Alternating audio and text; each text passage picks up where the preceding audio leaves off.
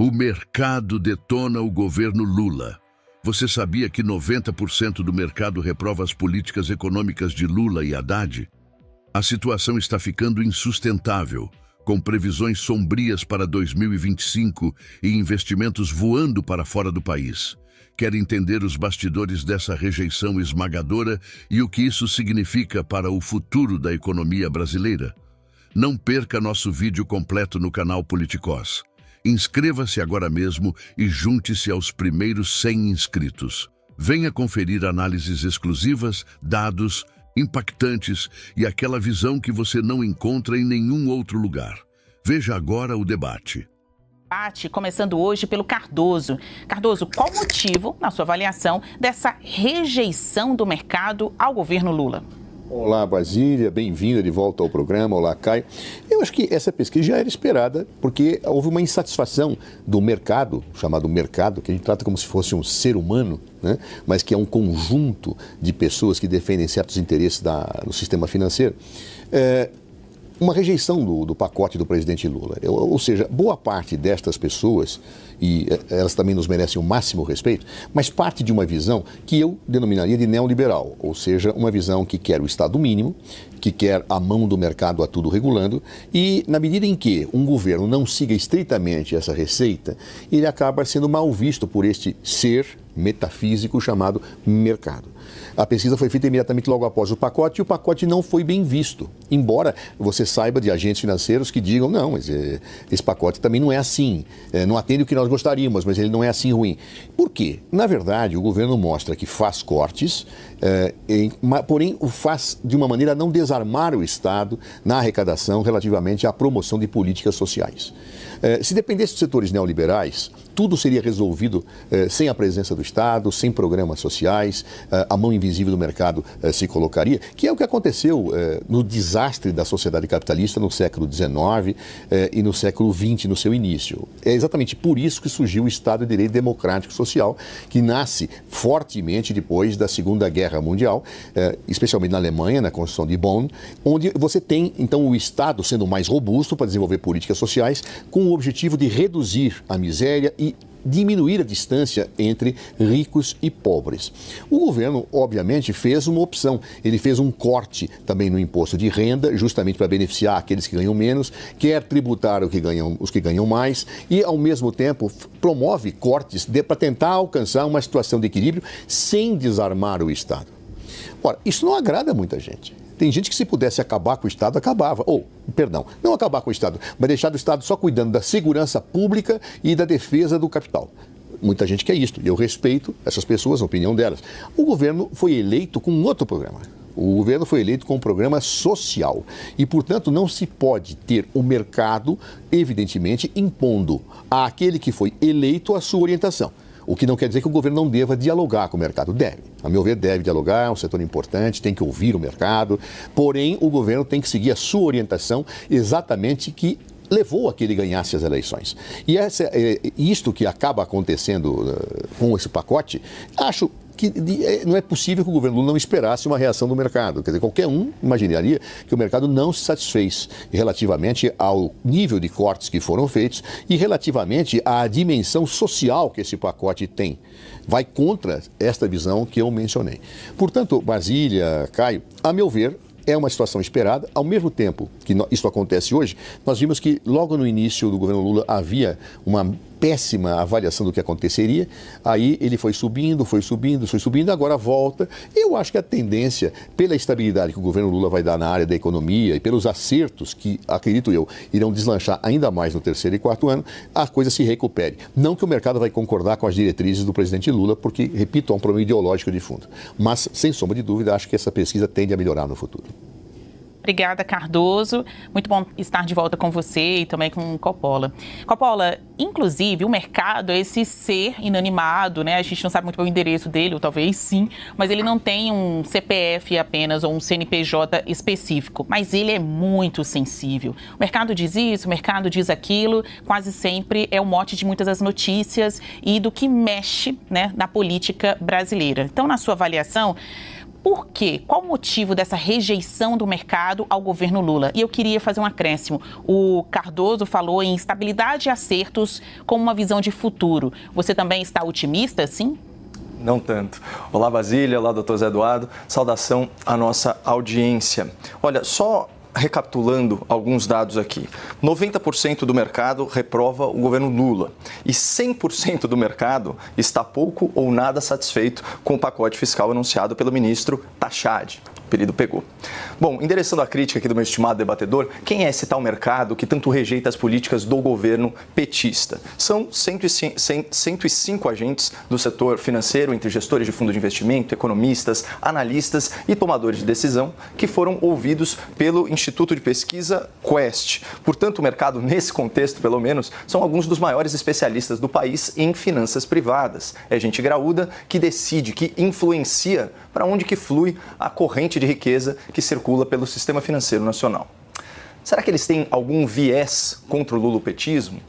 Muito pelo contrário. A Faria Lima foi cúmplice da volta do PT à cena do crime.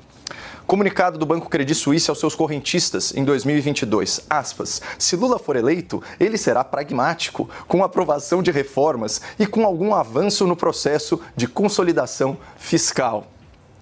Na mosca, hein? Lula recebeu um país superavitário e entregou já em 2023 o segundo pior déficit da história, 230 bilhões de reais no vermelho. De lá para cá, Lula aboliu o teto de gastos, deixou as estatais deficitárias, aumentou a relação dívida-PIB, afugentou bilhões de dólares em investimentos estrangeiros e está perdendo o controle sobre a inflação. Se o Credit Suisse ainda existisse, os responsáveis por esse relatório certamente seriam demitidos. Mas, voltando aqui para as eleições passadas, manchete da Folha, outubro de 2022, Faria Lima progressista promove jantares para aproximar indecisos de Lula. Até mesmo acionistas de grandes instituições entraram no ringue do lado vermelho. A senhora Neca Setúbal, herdeira do Itaú, uma fortuna aí calculada em quase 2 bilhões de reais, fez campanha para Lula e Haddad, o que, aliás, se provou ser um excelente investimento. Portal G1. Junho de 2024. Lucro dos bancos bate recorde histórico e soma 144 bilhões em 2023, aponta Banco Central. E uma última manchete aqui de 2022, dessa vez da revista Veja. Um dos maiores investidores do país compara Bolsonaro a Dilma e poupa Lula. O senhor Luiz Stuhlberger, que é um reconhecido gestor de fundos, definiu a escolha de 2022 da seguinte forma: usando uma linguagem das ruas, é um psicopata contra um incompetente bem-intencionado. E sobre o Lula da Silva, esse tal, aspas, incompetente bem-intencionado, ele fez a seguinte previsão: não acho que um Lula revanchista, ou um Lula sindicalista, ou um Lula de esquerda vão predominar. Então, alguém, por favor, dá o troféu Credit Suisse para o senhor Stuhlberger. Mas justiça seja feita. De lá para cá, o Luiz Stuhlberger, assim como vários outros Faria Limers, já fizeram o seu treino de triatlo, já vestiram os seus sapatênis, se olharam no espelho e reconheceram que foram enganados pela máquina de propaganda petista. Vejamos aqui o que diz o senhor Luiz Stuhlberger hoje em dia. Aspas. Eu me penitencio por ter acreditado que o PT poderia, minimamente, ter alguma seriedade fiscal. Então, essa aterrissagem, na realidade, ela aparece na pesquisa Quest, Basília. Em julho de 2023, 56% do mercado avaliava o governo Lula como regular ou bom. Agora, só 3% aprovam o governo, 7% o classificam como regular e os outros 90%, como nós vimos, reprovam as políticas fiscais e econômicas de Lula e Haddad. Ou seja, a rejeição do mercado ao governo Lula não é de viés ideológico, como propôs o meu estimado debatedor. É uma rejeição técnica, é uma reação a medidas que estão endividando o país, endividando as estatais, endividando as famílias brasileiras e comprometendo o futuro da nossa economia. E desculpa me estender, mas para fechar, Basília, sabe quais são os dados aqui que mais me preocupam nessa pesquisa? Esses aqui. 96% do mercado considera que a política econômica está indo na direção errada.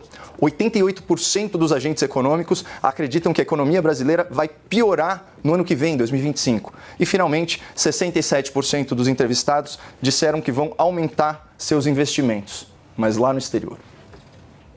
Logo, a gente vê que o assunto é dinheiro e também popularidade. Cardoso, na sua avaliação, Lula ainda pode reverter essa avaliação negativa?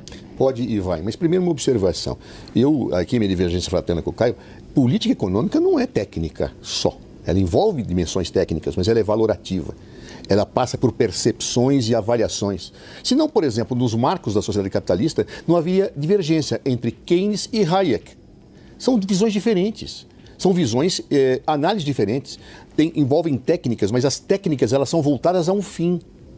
Enquanto Keynes pensava uma coisa, Hayek atingia brutalmente o que Keynes pensava, defendendo aquilo que nós chamamos de neoliberalismo, que inclusive foi adotado por várias ditaduras, inclusive de Pinochet, que recebeu o Chicago Boys para assessorar a parte econômica. Então, primeiro, não é técnica pura. Ela envolve instrumentos técnicos, mas envolve decisões políticas, valorativas, discricionárias. O presidente eleito tem que seguir aquilo que efetivamente é o seu programa. O governo Lula não tem uma dimensão neoliberal.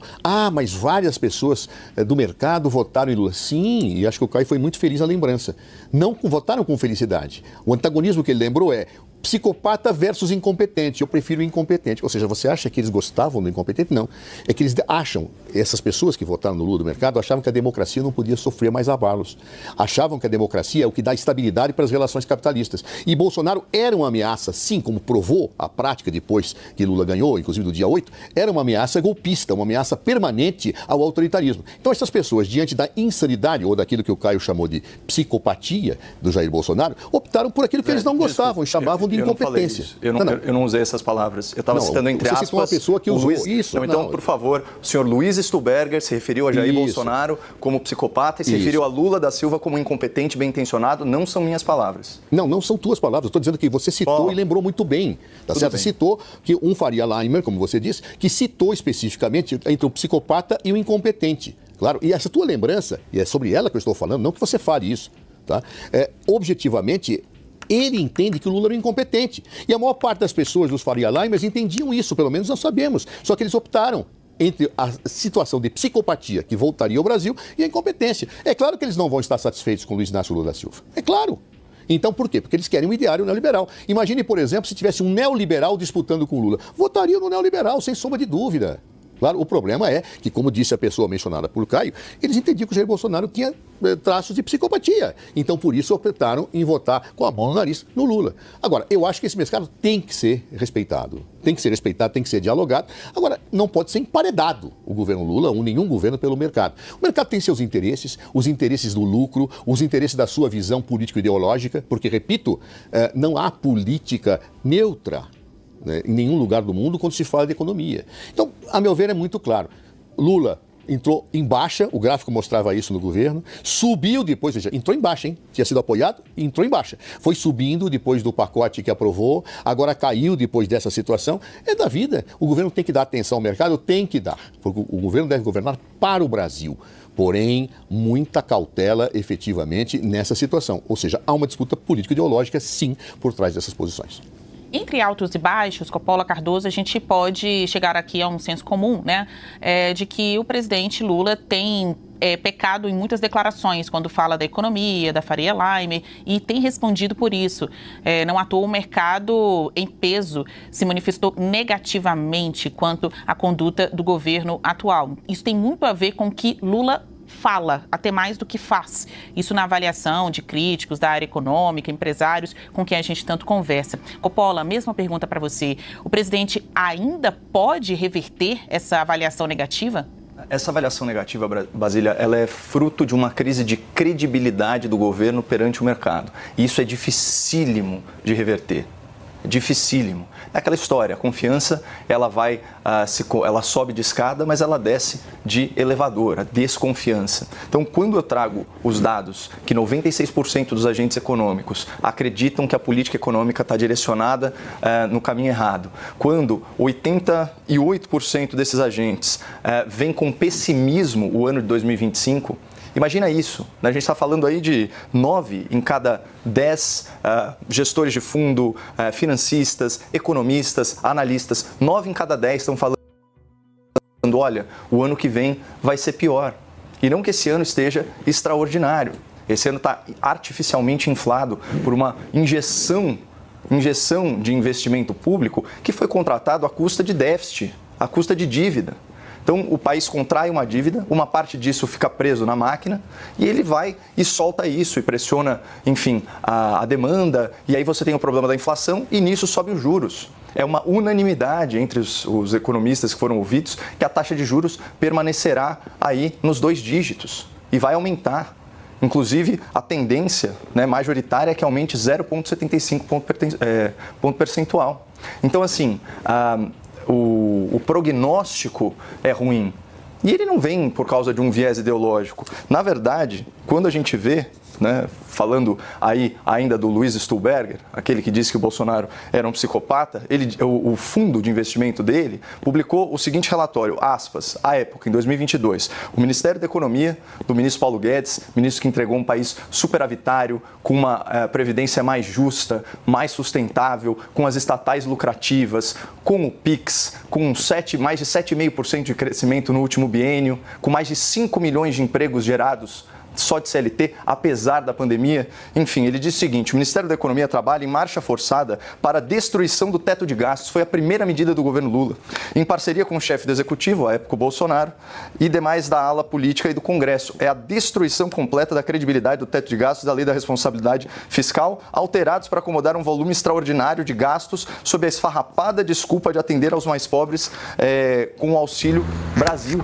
Portanto, na verdade, o mercado enxergava naquele, aspas, incompetente bem intencionado, a visão de mais responsabilidade fiscal, porque foram levados a erro, foram levados a engano, sim, com esses jantares da Faria Lima e a chegada do vice-presidente Geraldo Alckmin para compor aí essa suposta frente ampla pela democracia. Chegou, foi defender o quê? A democracia? Não, foi defender a Venezuela, foi passar pano para o Hamas, foi colocar Rússia e Ucrânia em situação de equivalência e desmontou todo o aparato fiscal, né, o teto fiscal, a responsabilidade, trocou por um arcabouço que o governo não cumpre as metas, e aí o que nós vemos é isso. A gente tem 9 em cada 10 economistas falando que o Brasil está indo para um cenário pior do que o desse ano.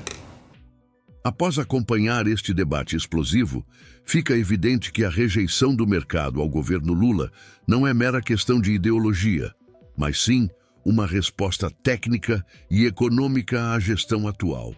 Entre altos e baixos, a economia brasileira parece caminhar em uma direção preocupante. Aqui estão os principais pontos que você precisa levar para casa. 1. 90% do mercado reprova as políticas de Lula. Um índice assustador que reflete uma crise de credibilidade. 2. Medidas econômicas consideradas desastrosas, como o aumento do endividamento público, a derrubada do teto de gastos e um pacote fiscal que não agradou ninguém. 3. Investimentos estrangeiros estão fugindo, com 67% dos entrevistados optando por aplicar seus recursos fora do Brasil. 4. O cenário para 2025 é pessimista, com 88% dos especialistas financeiros prevendo uma piora da economia no próximo ano. 5. Crise de confiança. A recuperação da credibilidade do governo parece cada vez mais distante, dificultando qualquer diálogo efetivo com o mercado. No vídeo, exploramos a fundo as raízes dessa insatisfação. A quebra de promessas de campanha, decisões questionáveis na área econômica e um governo que parece ignorar as críticas do setor financeiro.